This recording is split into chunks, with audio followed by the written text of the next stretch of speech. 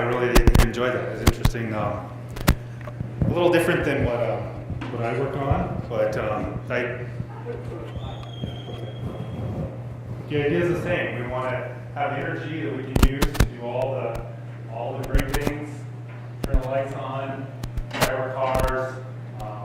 Those things that we use our energy for. So thanks, Ted, for inviting me to talk here today. I appreciate the opportunity. I'm going to talk a little bit about unconventional reservoirs. So these are hydrocarbon-producing reservoirs, and kind of do a little explanation about what that is, and then kind of the second half we'll talk about the research that we're doing here at Montana Tech to try to get more oil out of the ground, increase the recovery. So just to start with a little bit about what are unconventional reservoirs. Well, first thing, they go by many names. So people may call them shale reservoirs. That's how it started. We call these shale reservoirs. And some of them were in shale formations, but a lot of them weren't. They were in dolomites, and they were carbonates, fine-grained sediments that weren't necessarily shale. So we started calling them unconventional, but unconventional is a pretty vague word. It can mean a lot of different things. It's kind of the name that sticks, but I actually prefer the name source rock reservoirs because it does a better job describing what's happening. And so we just think about how are hydrocarbon reservoirs formed, right? How do they form? And 50, 100, 150 million years ago, there were oceans, and plankton and algae was growing in there and deposited on the bottom on the seafloor mixed with some mud. Over time, it built up, and it was buried, and time, heat, pressure converts all that organic material into hydrocarbons, both natural gas that we produce and the oils that we produce. Petroleum. Those, after they were generated down there, the oil being lighter than water, the gases, they migrated up and came to some very permeable formation, like a beach sand, something like that. And that's where they were trapped until, over the last 100, 150 years, we've gone down and we've drilled into those permeable formations. Oil comes in, the gas comes in, we produce it. And we've been doing that really well, but we're running out of those really high permeable formations. And so about 20 years ago, 15, 20, 25 years ago, some really smart people said, hey, in these source rocks, where the hydrocarbons were first formed, there's still a lot of oil that never left there, that never migrated out. So let's go after that oil and gas that's in that original formation. And so that's what we're calling unconventional reservoirs, actually producing from the source rock. And there's lots of different reservoirs out there, lots of different source rock reservoirs. They're all a little bit different. They primarily have two things in common. One is that extremely low permeability, because the way these things are deposited, it's a very fine-grained material, very small pore spaces. So the permeability of conventional kind of sandstone reservoir may be 1 to 1,000 millidarcies. Millidarcies is a unit we use, and it's not really that important for what we're doing, except to compare to unconventional reservoirs, which tend to be tens, hundreds, 10,000ths of a millidarcy. So orders of magnitude lower permeability in these unconventional reservoirs, which makes them difficult to produce. You can't just drill a well in there and expect the oil to flow into your wellbore because of these very, very low permeabilities. So the second major similarity among all unconventional reservoirs is that we have to use some new technology to be able to produce them. And this technology includes drilling horizontal wells. So here's our well formation, here's our well, we drill down, and then we drill out. Sometimes we drill down 10,000 feet, and then we drill out 10,000 feet. So, this is a very technologically challenging problem that we basically solved over the last 20 years to be able to do that. The other thing that we do is that we have to break up the rock down here because it's so low permeability. So we use something called hydraulic fracturing. And we don't just do one hydraulic fracturing, but we do a bunch of them, maybe 20 or 30. So we go out here to the end of the well, the toe, isolate that zone, we pump down a bunch of sand, water, we break that open, which can allow some flow to come in. Then we move back a little bit, maybe a couple hundred feet, and then we isolate that portion. Again, send down more sand and water, break that rock open, and we may do that, 20, 30. The record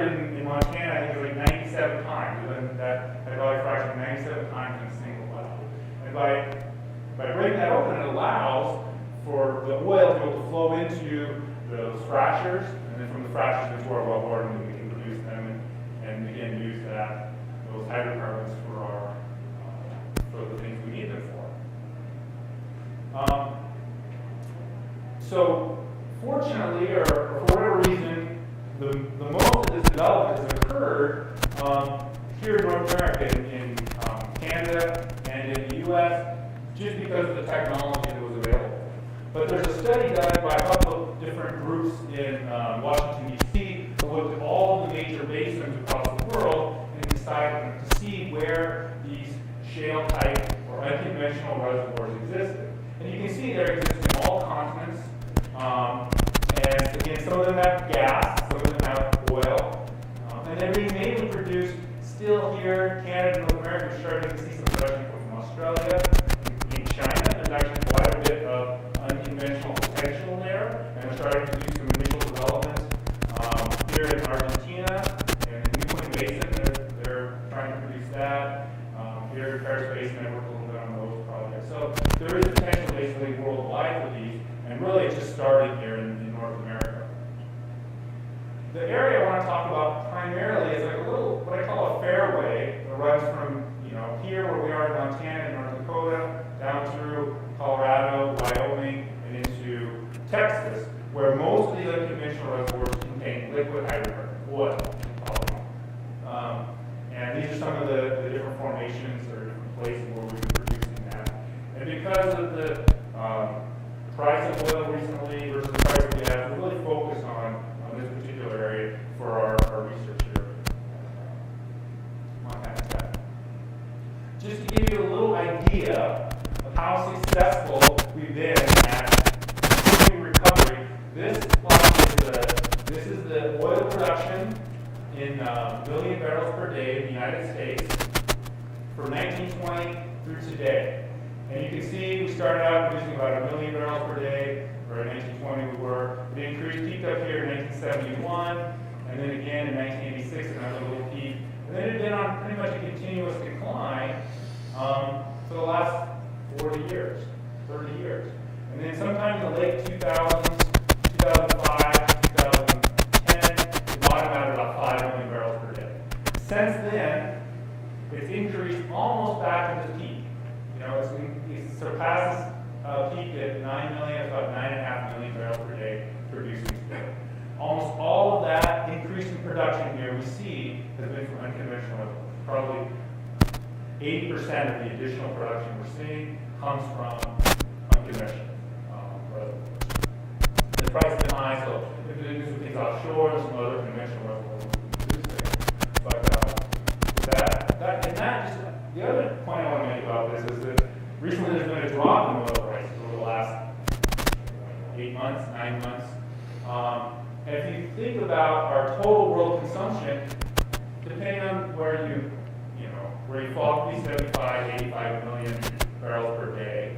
So let's say it's 80 million barrels, we've increased our production by over 4 million barrels. So over 5% of our total world consumption we've just increased in the last 6 years. And that really is quite a change in the price dynamics that we see in hydrocarbons. So that's not about this topic, that's just in general about how hydrocarbon production has changed. So that's great. I mean, really that's all good news. Right? We produce a lot of oil, we can huge resources available. Just to give you an idea also about how big these resources are, I just want to talk about one of these 4 basins. We'll talk about the Bakken, which is in Montana and North Dakota. And there have been estimates that the oil in place there is between 100 and 500 billion barrels. So just to give you an idea of the size of that, the biggest oil field in the United States is in Alaska, actually in all of North America, called Coulee Bay. It's about 25 billion barrels, 25 to 30 billion barrels in this one field.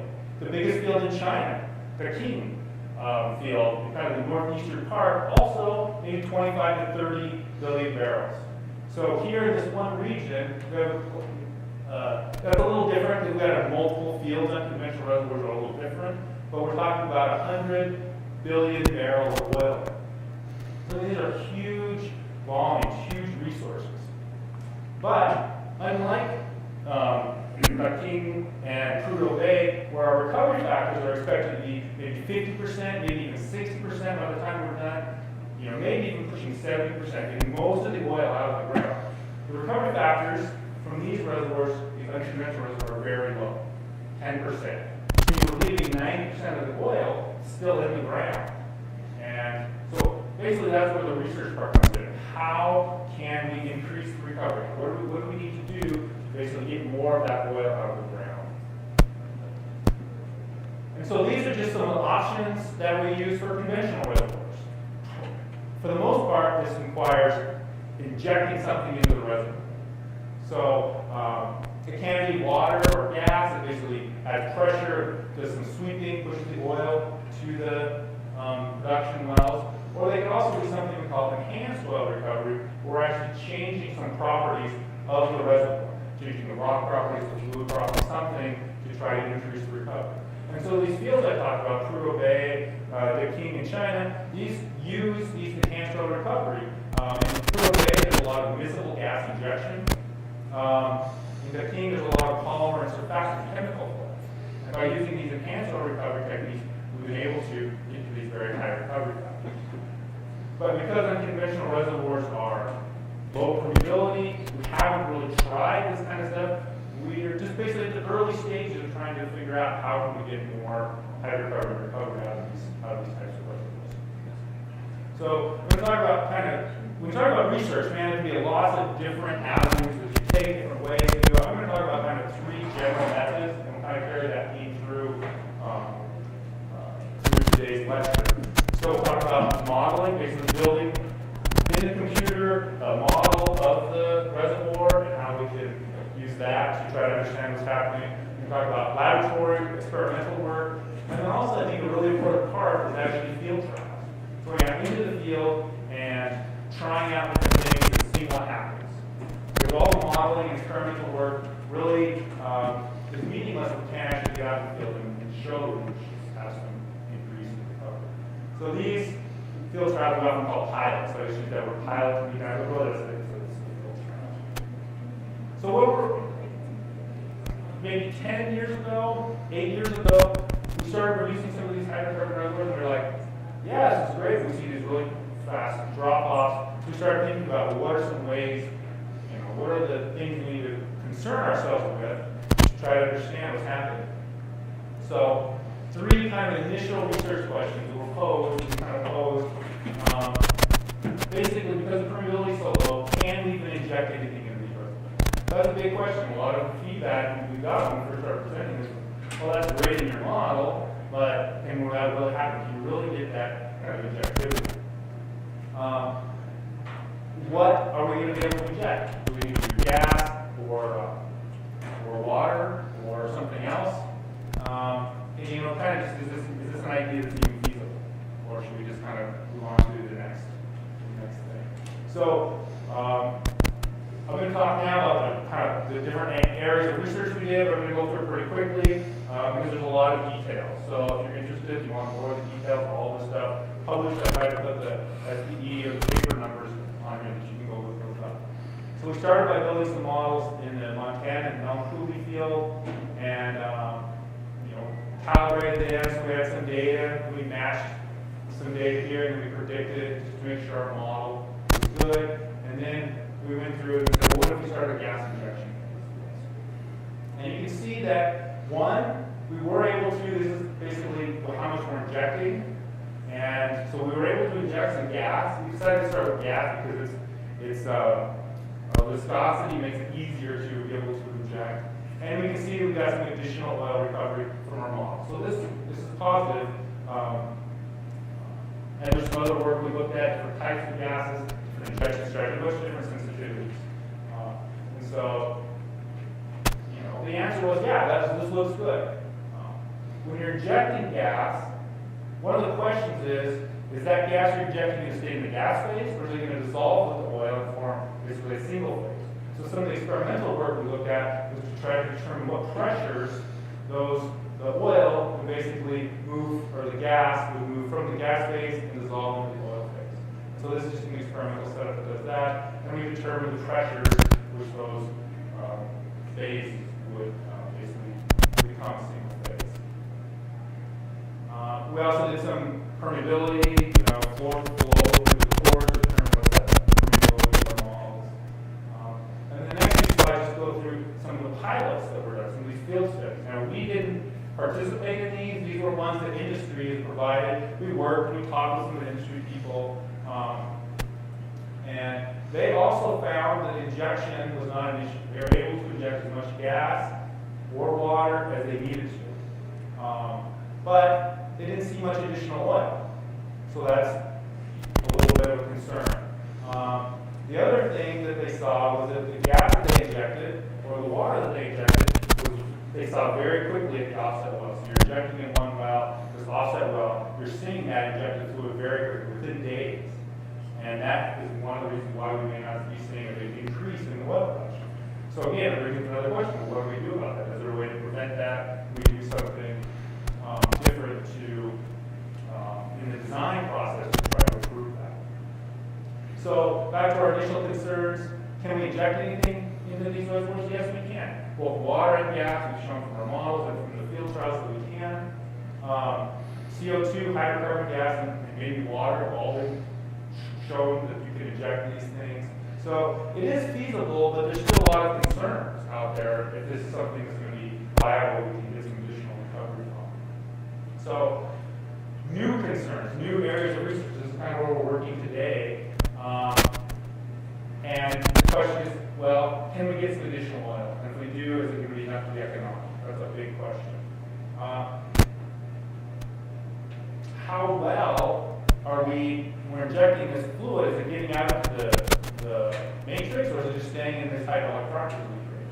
So that's another big question that we're trying to address. And then the third one is, we have this issue where it goes from the injection well to the production well very quickly. Can we design something to try to improve that? So again, kind of the three areas of research, we're building kind of the next generation, kind of, I would say, a third generation reservoir models. We're incorporating more of the geology, better fluid property descriptions, trying to create these hydraulic fractures where we see breakthrough happening in days, trying to recreate that in our models so that we can go into our models and try out different things to try to fix that. Higher viscosity fluids, foams, different types of chemicals, a lot of the high pressure zones. We're also doing some additional laboratory work where we're looking at basically microfractured cores and how far out into the matrix, here the non-fractured part, are we being recovered?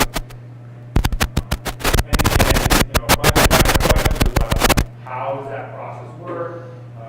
There's some things we can do. Can we inject water and gas? That can be even better. And then finally, there's a study that's just being published right now by some professors here at Montana Tech about how do we best design this pilot test to really learn the things we need to learn so we can optimize it. We need to go in there and we need to plan contingency problems. What happens if we have a breakthrough? Can we inject a mineralizing substance that's going to plug up these core or these fractures so that fluid we're injecting is accessing the local pore space? And it's a whole process. It's not just going out there and pumping a bunch of water in the ground. We have to be good engineers about it and think about what's the best way to do it and the best way to design it. So there's a study that's been published on that. So I know I covered a lot of material there, but just a quick summary. There's just a huge amount of oil, hundreds of billions of barrels of oil that's left untapped in these unconventional reservoirs. And how we're going to go after that, that's the next big challenge for us as petroleum engineers. The modeling work is positive, but it's limited. We've done some field trials, and they seem to be also somewhat positive, but they have some concerns, some problems, particularly with the breakthrough times. And so, yes, things are looking good, but we still need a lot of additional research and pilot testing to really come to some type of place where we can say, yeah, we're going to make some additional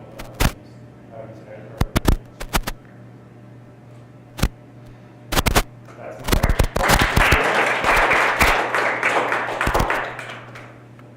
So thank you very much, Todd.